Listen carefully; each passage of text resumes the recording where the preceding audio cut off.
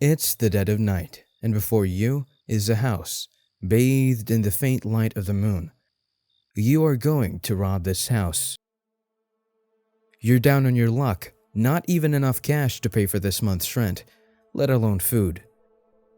You have decided to take desperate measures. Upon scouting the area around the house, you find no cars in the driveway. The owners must be out of town. Lucky you. Once you smash the door open, you're greeted with cold silence. No alarm system either. Even better.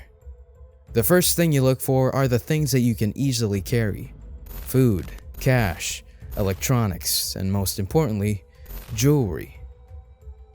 After a few minutes of searching, you finally find what you're looking for. Your heart begins to pound quickly. You could easily pay for 2 months' rent for the jewelry here alone. You begin shoveling everything you can into the sack you brought with you. Rings, necklaces, precious stones, anything that looks like it would sell for a reasonable amount. It's then that you hear an ungodly sound.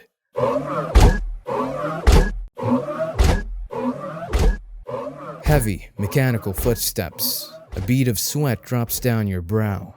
You now realize why this seemingly well-off upper-class family, who has the disposable income no doubt, hasn't gone through the trouble of paying for an alarm system. It's because they've invested in something much, much more effective.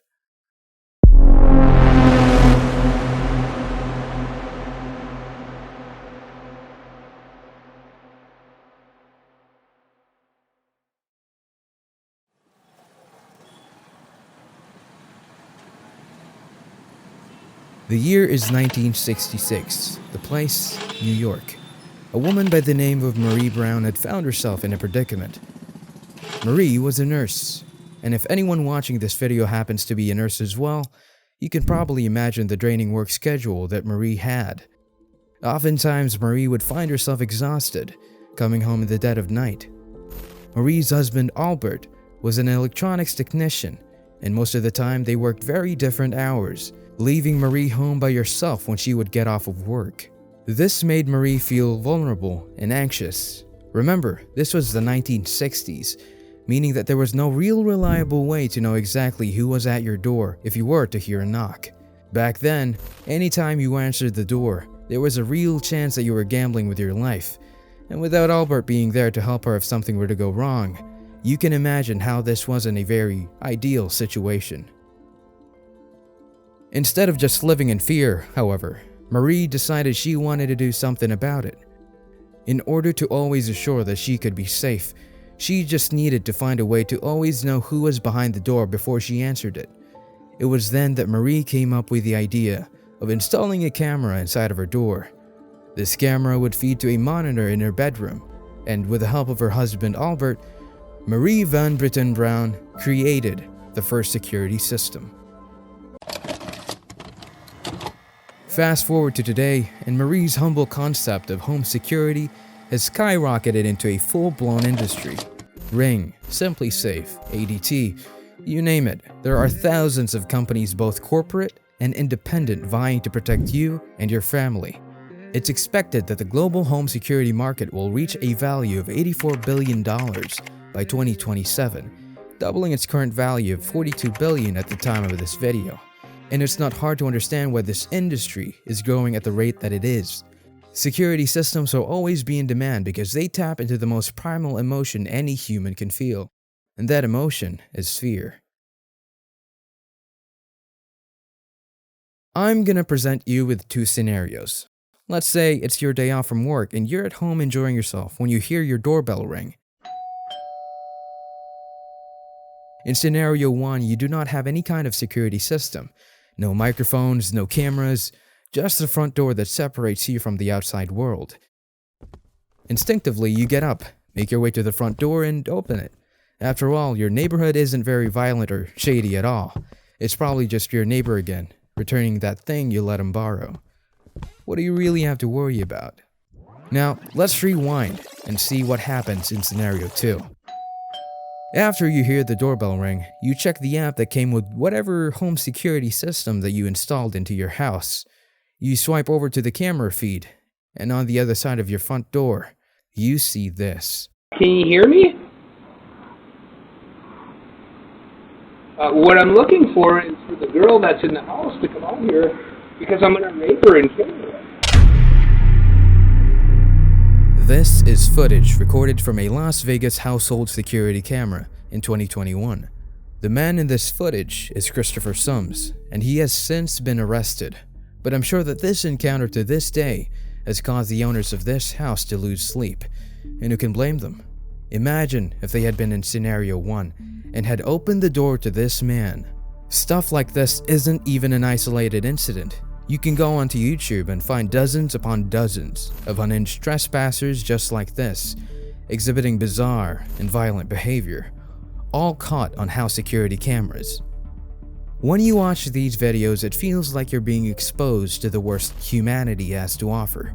And what's worse is the fear of the very real possibility that someday, someone like this can be on your doorstep too. This fear is what security businesses thrive and grow on, and this growth has led to countless evolutions in security. Brown's original security system was simple, but it still had the fundamentals of what you would want in a security system. The front door was equipped with a camera that could slide between 4 peepholes for varying height. This was to take into account people of different sizes, whether they be short or tall. The system was also equipped with a 2-way microphone that would allow the user to talk to whoever was outside. Both of these innovations carried over into the security systems that we have today. Only now the tech has gotten better by leaps and bounds. Cameras can now detect when someone is in front of your door and can alert you to check its live feed. A live feed that can be seen regardless of where you are in the world. If a stranger does manage to break into your house, alarms will go off that will automatically notify your public authorities as well. Not all security systems are the same, but they have followed a similar evolution since 1966. And now, a similar metamorphosis is taking place not just for home security, but security systems in general as we know them. And to see what that evolution is, we must dive into the world of autonomous robots. One of these robots is the Oatsaw OR3. The OR3's primary function is to patrol and monitor areas for criminals. To give you an example, let's say that you decide to break into an area or building that is off limits to everyone but personnel. The OR3 has built-in facial recognition technology and is capable of recognizing the faces of the employees that work there, meaning that this robot will know that you're not supposed to be there if it doesn't recognize you. This and a slew of other technology built into the OR3 makes this robot truly advanced. The routes the OR3 patrols can be selected and customized to the owner's specifications, and it can expertly navigate these routes with the help of its onboard scanner that reads the environment around it. That's why you'll never see the OR3 hit a pedestrian or drive into a wall. It might seem odd, the idea of flagging down what is essentially a robot car instead of an actual police officer. But the fact of the matter is that not only is a robot like this important to the security industry, but is a complete game changer for police departments as well. We're really taking a toll right now. There's mandatory overtime. Morale is at a low point right now. Between all of the Melvindale police officers, there have been 2,168 hours of overtime in just the past year. One officer said that some of them are even falling asleep on the job because they're so tired. According to the Warner Robins police chief, because of understaffing, they're unable to come out and patrol neighborhoods like this one as often as they should. The city's contract with the police union says the city should have a minimum of 10 regular patrol officers for a 12-hour shift, but there are times the city is not meeting that minimum. Several current and former police officers tell us sometimes the city has only 5 patrol cars for the entire city. So the OR3 is an invaluable asset for a workforce that has been diminishing in recent years. However, we've mostly talked about keeping people out of a certain place they shouldn't be in the first place. Homes, large company buildings, farms. In these instances, it's easy to tell who may or may not be a threat because their mere presence in these locations is enough to tip someone off. But what if we go somewhere where usually someone can just walk in and slip into a crowd? A place where large amounts of everyday people gather.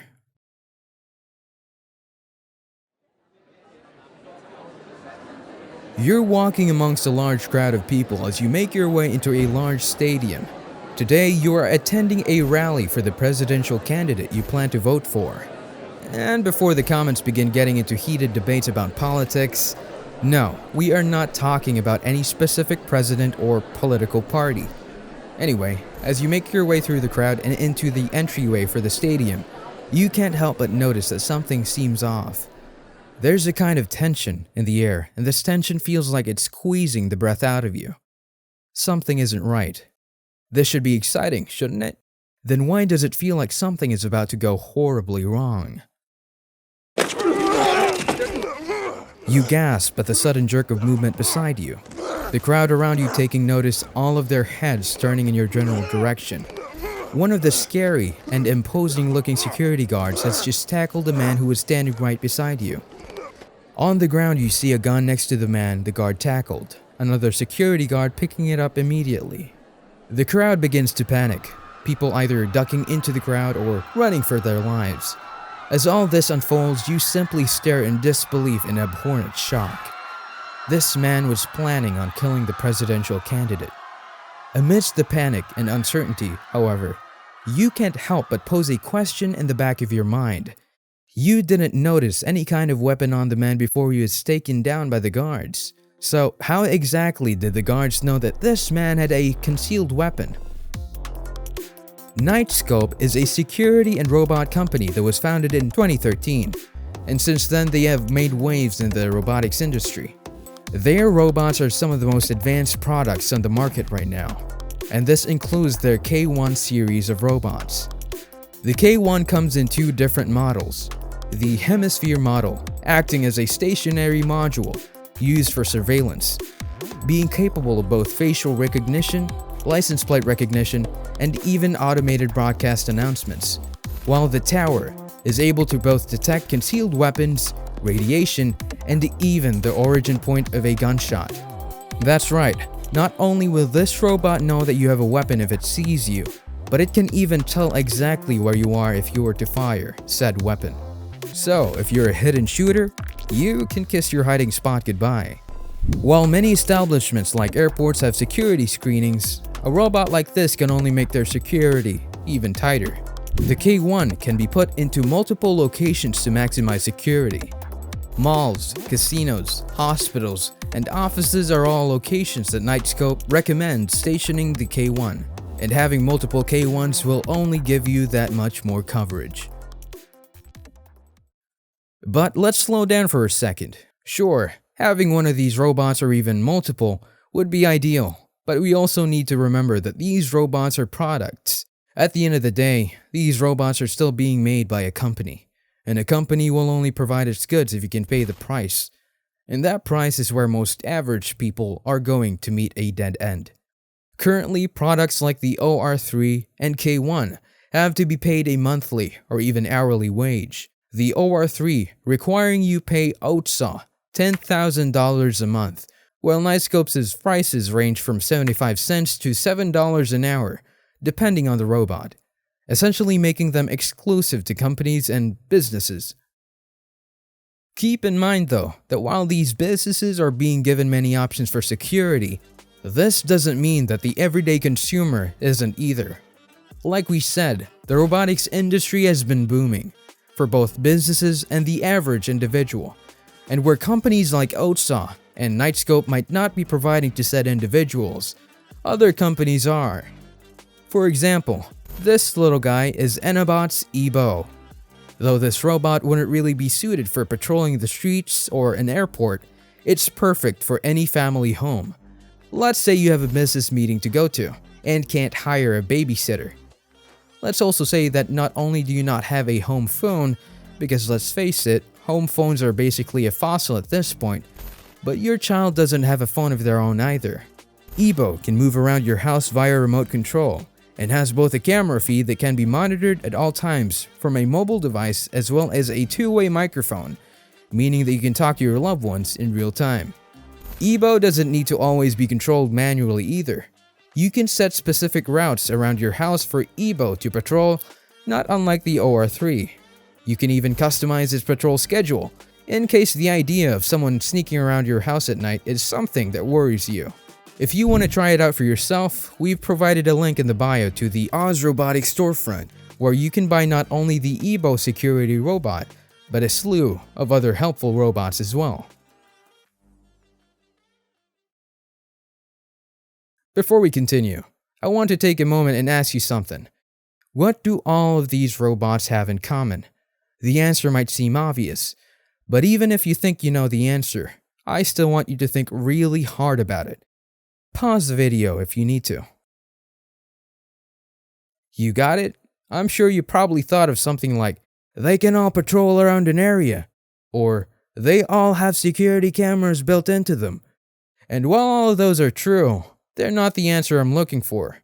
The answer to the question is, none of these robots are capable of stopping a human all on its own. We have established that modern-day security robots are built for deterrence and discouraging trespassers. The ideal scenario is that the sight of the robot alone should be enough to make an aggressor back down. A tried and true characteristic of us humans as a species, however, is that we are unpredictable. What happens when someone who truly wants to hurt someone else isn't scared off by a robot? Sure, the police might be alerted, but that isn't an immediate solution to the problem.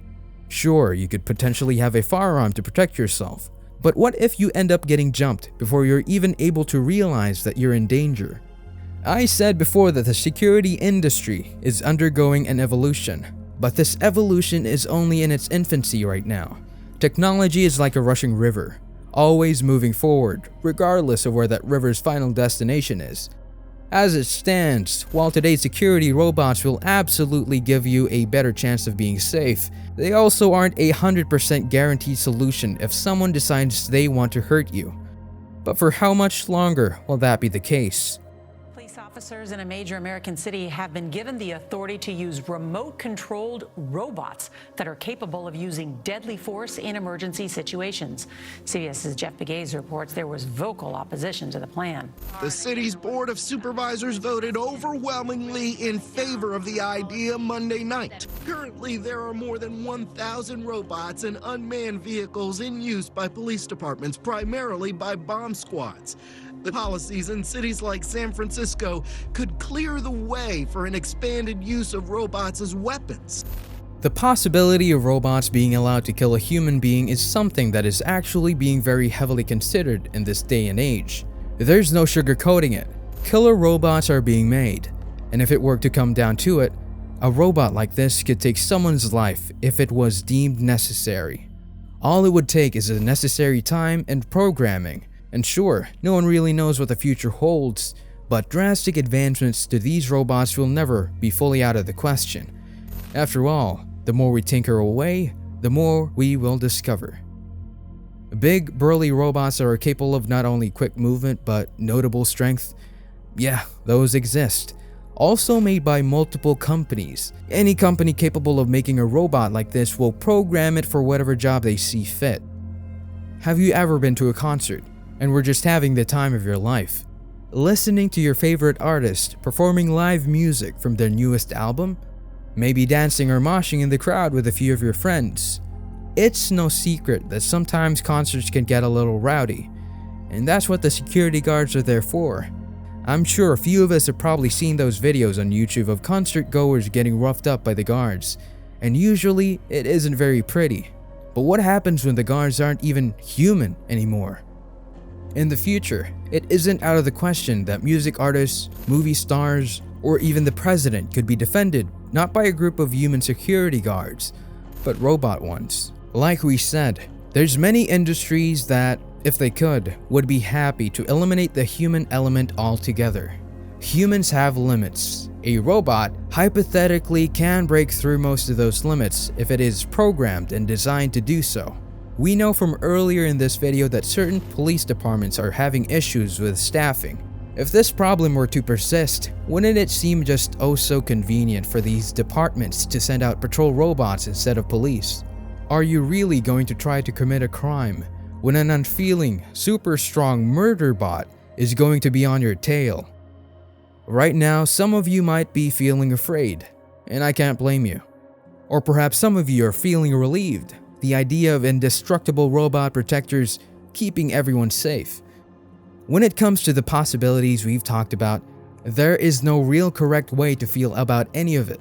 As security robots continue to advance, there will undoubtedly be mixed feelings coming from many different sides, some in favor, some completely opposed. Remember earlier when we painted the scenario of that man being tackled at the presidential rally for having a concealed weapon? Some of you might have felt relieved in that scenario, but some of you might have felt uneasy from the very idea that a robot could do that. There's plenty of Americans who already are afraid of having their gun rights revoked by the government, so the idea that said government could have a robot that is able to tell them who does and doesn't have a concealed weapon might not sound so ideal. What about the police having access to robots capable of killing people? Some of you might be open to the idea of cops being able to take down a criminal without having to be put into harm themselves, but some might be terrified of a notion like that. Police violence is a heavy debate that's always taking place, so the fact that a police department could theoretically misuse a power like that might not sit well with certain people. And even if a scenario where these robots were used irresponsibly by the police didn't play out, can we really be sure that a deadly robot like this couldn't be hacked? Undoubtedly, the programs that robots of the future run on will be expertly designed and encrypted, so it's most likely that no ordinary hacker will just be able to make their way in willy-nilly. But this still isn't guaranteed. Like robots, the methods that hackers use are always advancing and evolving. Is it possible that in the future, the weapons that some clandestine terrorist hacker group used to spread fear will be the very robots we built to protect us? Is it possible that we're currently creating the tool of our own undoing? Here at Tech Neo, we love hearing our viewers' thoughts on the topics we discuss. So let us know how you feel about the idea of these advanced, super powerful security robots. Does it frighten you? Maybe it makes you feel safer. However you feel, please share your thoughts in the comments below. Thank you everyone so much for watching. We appreciate all the likes, comments, and subs you guys have given us these past few months. It means the world to us, and we plan on giving you guys more content as soon as we have it ready for you. And don't forget, if you like what you saw and want to keep up to date on our newest videos, be sure to subscribe and hit that bell icon. As always, thanks for watching.